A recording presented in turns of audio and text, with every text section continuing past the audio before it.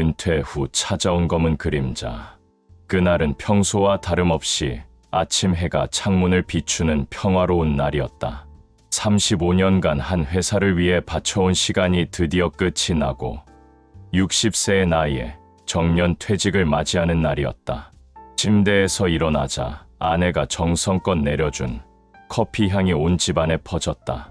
묵묵히 일한 보람이 담긴 퇴직금과 그동안 착실하게 모아둔 노후 자금을 생각하니 마음이 든든했다. 여보, 오늘 퇴직금 통장으로 들어온대. 그동안 정말 고생 많았어. 아내는 따뜻한 미소와 함께 커피를 건넸다. 결혼 32년 차, 아내는 늘 내 곁에서 가장 든든한 지원군이었다. 고맙다. 이제 우리 여행도 다니고 하고 싶었던 거 마음껏 해보자. 퇴사 후 집으로 돌아오는 길, 휴대폰으로 문자가 한 통 왔다. 퇴직금이 입금되었다는 알림이었다. 평생의 노력이 숫자로 눈앞에 나타나니 감회가 새로웠다.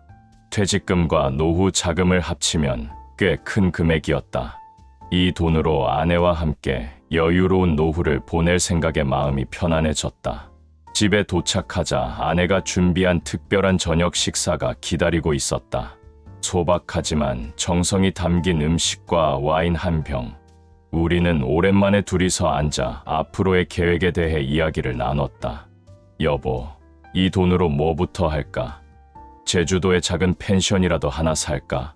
아내의 말에 나는 고개를 저었다.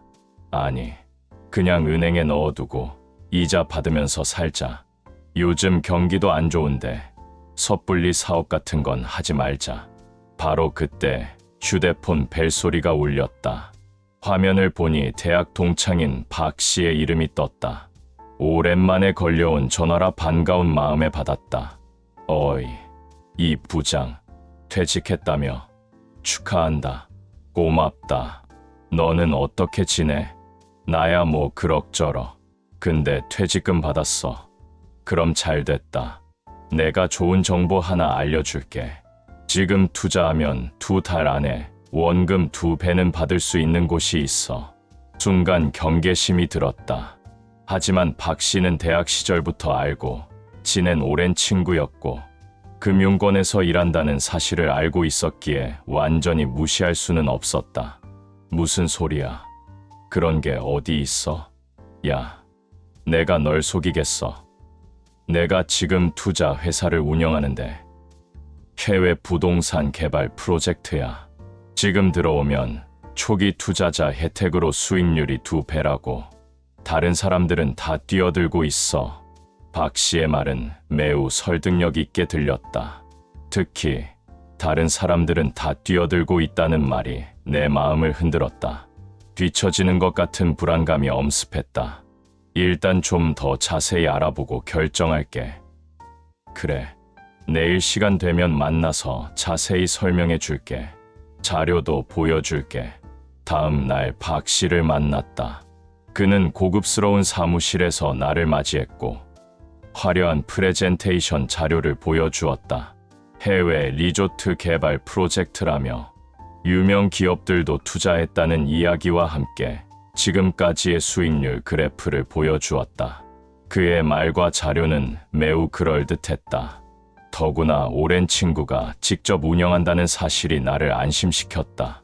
최소 투자금은 얼마야? 최소 1억 원부터인데 자네는 특별히 5천만 원부터 시작할 수 있게 해줄게. 집에 돌아와 아내에게 상의했다. 처음에는 아내가 반대했지만 내가 박 씨에 대한 신뢰와 투자의 안전성을 설명하자 마지못해 동의했다. 일단 5천만 원만 해보자. 너무 무리하면 안 돼. 그렇게 나는 5천만 원을 투자했다. 2주 후 박 씨에게서 연락이 왔다. 형님, 좋은 소식입니다. 우리 프로젝트가 예상보다 더 빨리 진행되고 있어요. 지금 추가 투자하면 더 높은 수익률을 보장합니다. 그는 내게 수익 내역서를 보내왔다. 2주 만에 5천만 원이 5,500만 원으로 증가한 것을 확인할 수 있었다. 실제로 수익이 나고 있다는 증거였다. 어때요? 제 말이 맞죠? 지금 추가로 들어오면 더 많이 벌 수 있습니다. 그의 말에 나는 흔들렸다. 실제로 수익이 발생하는 것을 보니 확신이 들었고 다시 한번 투자를 결정했다. 이번에는 1억 원을 더 투자했다. 한 달 후, 박 씨는 더 큰 수익률을 보여주는 내역서를 보내왔다. 이제 나의 투자금은 1억 5천만 원이 되어 있었다. 이 정도면 정말 믿을 만하다고 생각했다. 그때 박 씨가 또다시 연락해왔다. 형님, 이번이 마지막 기회입니다. 프로젝트가 마무리 단계에 들어가면서 대형 투자자들이 들어오려고 해요. 지금 큰 돈을 넣으면 엄청난 수익을 볼 수 있습니다. 나는 이미 눈이 멀어 있었다. 50%의 수익률이 눈앞에 보이니 더 큰 수익을 기대하게 되었다. 그리고 결정적인 실수를 저질렀다. 얼마나 더 넣으면 될까? 형님이 가진 만큼 다 넣으세요. 최소 2배는 보장합니다. 결국 나는 남은 퇴직금과 노후 자금 전부인 2억 원을 더 투자했다. 총 3억 5천만 원. 평생 모은 돈 전부를 투자한 것이다. 그리고 일주일 후 박 씨의 연락이 두절되었다. 처음에는 바쁜가 보다 생각했지만 이틀, 사흘이 지나도 연락이 없자 불안해졌다. 직접 그의 사무실을 찾아갔지만 사무실은 텅 비어 있었고 임대 광고만이 붙어 있었다. 그제야 나는 사기를 당했다는 것을 깨달았다. 35년간 모은 퇴직금과 노후 자금 3억 5천만 원이 하루아침에 사라진 것이다. 경찰에 신고했지만 박 씨는 이미 해외로 도주한 상태였다. 경찰 조사 결과 그는 여러 명의 퇴직자들을 대상으로 같은 수법의 사기를 쳤다고 했다. 초기에 소액의 수익을 실제로 보여주어 신뢰를 얻은 후 큰돈을 가로채는 전형적인 폰지 사기였다. 집에 돌아와 아내에게 모든 것을 털어놓았다. 아내는 한동안 말을 잃었다. 그리고 한참 후에야 입을 열었다. 어쩌면 좋아. 우리 이제 어떻게 살아? 아내의 눈에서 눈물이 흘러내렸다. 나는 아무 말도 할 수 없었다. 평생 일해서 모은 돈을 하루아침에 날려버린 바보 같은 남편. 그 순간 나는 땅바닥에 주저앉아 울고 말았다. 미안해. 정말 미안해. 그날 이후 우리 부부의 생활은 완전히 달라졌다. 여유롭게 노후를 보내려던 계획은 물거품이 되었고 다시 일자리를 찾아 나서야 했다. 하지만 60세의 나이에 새로운 일자리를 찾는 것은 쉽지 않았다. 우리 부부는 며칠 동안 충격에서 벗어나지 못했다. 아침에 눈을 뜨면 현실이 악몽처럼 느껴졌다. 그저 꾸미기를 바랐지만 잔고가 거의 없는 통장은 냉혹한 현실을 일깨워 주었다. 여보, 우리 집이라도 팔까? 아내가 조심스럽게 물었다. 20년 전에 구입한 아파트는 지금 꽤 가치가 올라 있었지만 집을 팔면 당장 살 곳이 없었다. 아니, 집까지 팔면 우리는 정말 끝이야. 다른 방법을 찾아보자. 나는 일자리를 찾아 나섰다. 처음에는 자존심이 상했다. 35년간 한 회사에서 중견 관리자로 일했던 사람이 이제는 아무 일이나 해야 하는 상황이 되었으니까. 하지만 자존심을 내려놓고 현실을 직시해야 했다. 결국 나는 아파트 경비원으로 취직했다. 월급은 적었지만 적어도 생활비는 벌 수 있었다. 아내도 근처 마트에서 계산원으로 일하기 시작했다. 우리는 다시 처음부터 시작해야 했다. 처음 경비실에 앉았을 때의 기분은 말로 표현하기 어려웠다. 회사에서는 항상 정장을 입고 결제하고 지시하는 위치였는데 이제는 경비원 제복을 입고 누군가에게 인사를 해야 하는 입장이 된 것이다. 특히 같은 아파트에 사는 전 직장 동료를 마주쳤을 때는 얼굴을 들 수 없었다. 이 부장님 아니세요? 그가 놀란 표정으로 물었다. 아, 네, 그렇습니다. 나는 고개를 들지 못했다. 여기서 일하시는 거예요? 무슨 일 있으셨어요? 나는 간단히 상황을 설명했다.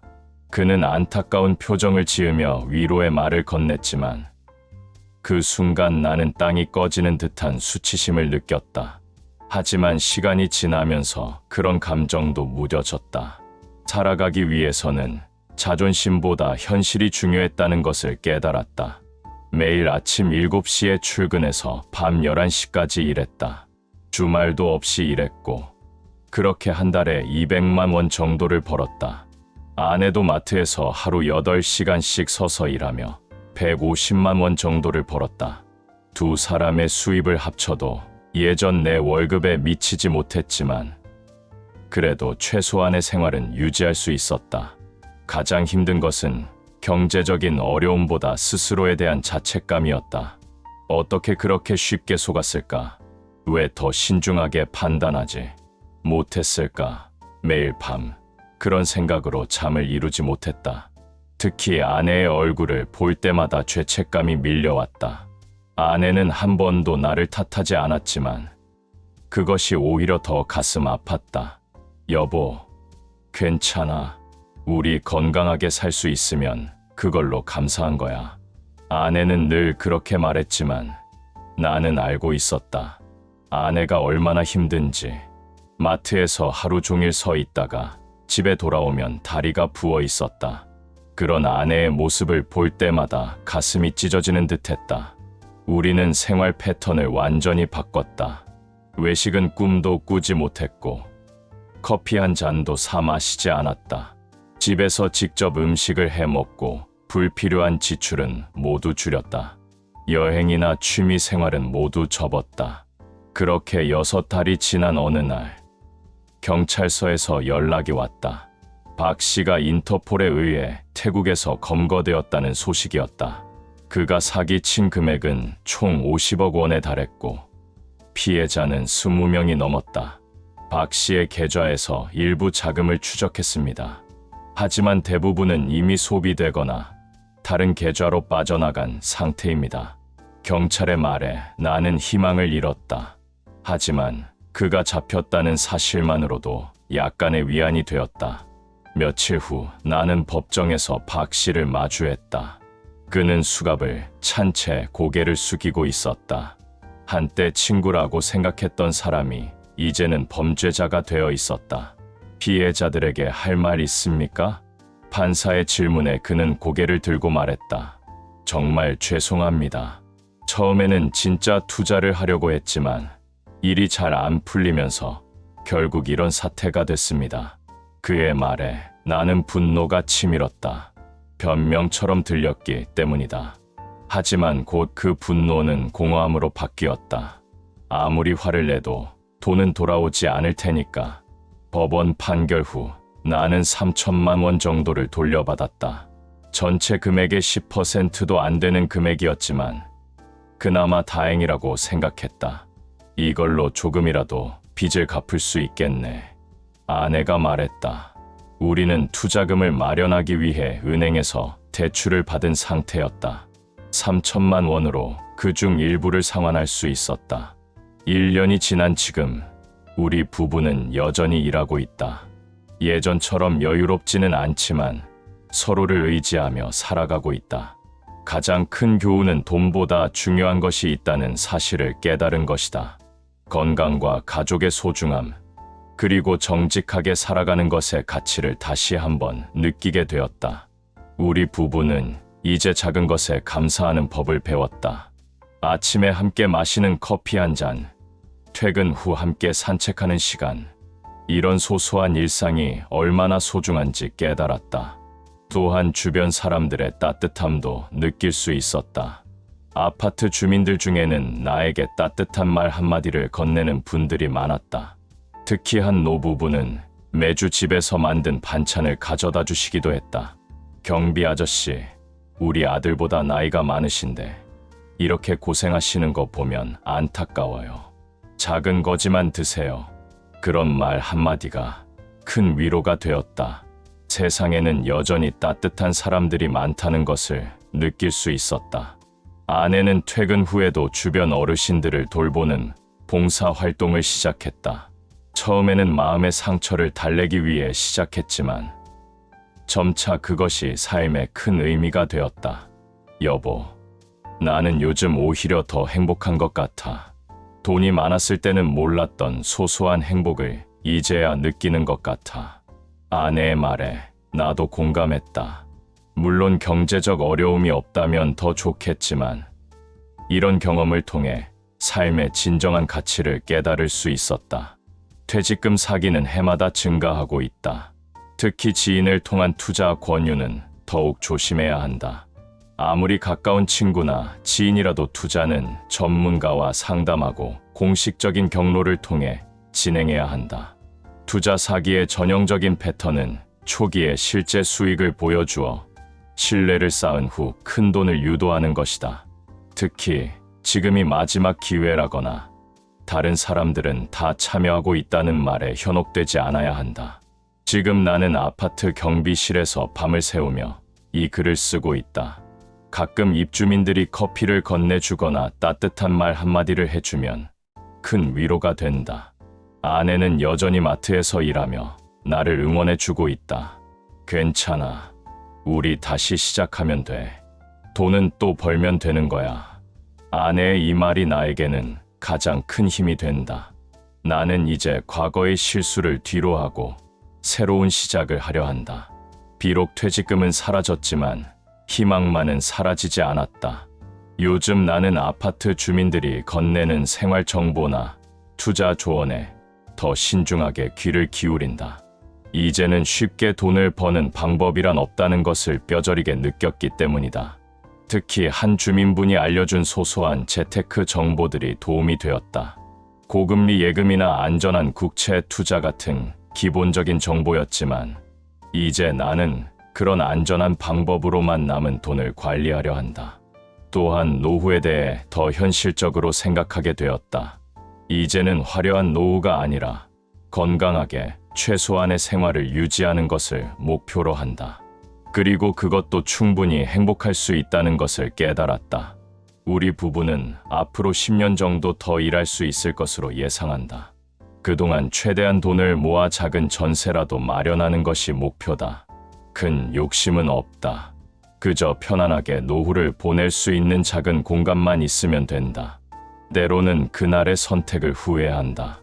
만약 그때 박 씨의 제안을 거절했다면 지금쯤 여유롭게 여행을 다니며 노후를 즐기고 있을지도 모른다. 하지만 후회해도 과거는 바뀌지 않는다. 이제는 현재에 집중하고 미래를 준비해야 한다. 오늘도 나는 경비실에서 모니터를 보며 입주민들의 안전을 지킨다. 이것이 내가 할 수 있는 일이고 이렇게라도 사회에 기여할 수 있다는 것에 감사한다. 아내와 함께하는 소소한 저녁 시간은 여전히 행복하다. 그리고 나는 다짐한다. 절대로 쉬운 돈에 현혹되지 않겠다고. 정직하게 번 돈의 가치를 소중히 여기겠다고. 그것이 내가 이스라엘 경험에서 얻은 교훈이다. 이 글을 읽는 분들 중에도 비슷한 상황에 처한 분이 있을지도 모른다. 혹은 지금 누군가에게 투자를 권유받고 고민하는 분이 있을지도 모른다. 그렇다면 부디 나의 실수를 반면교사 삼으시길 바란다. 투자는 신중하게 전문가와 상담하고 공식적인 경로를 통해 해야 한다. 특히 퇴직금과 같은 노후 자금은 더욱 안전하게 관리해야 한다. 높은 수익률을 약속하는 투자일수록 위험이 크다는 것을 기억해야 한다. 나는 이제 60대 중반의 나이에 다시 시작한다. 늦었다고 생각할 수도 있지만 아직 할 수 있는 일이 많다. 건강이 허락하는 한 열심히 살아보려 한다.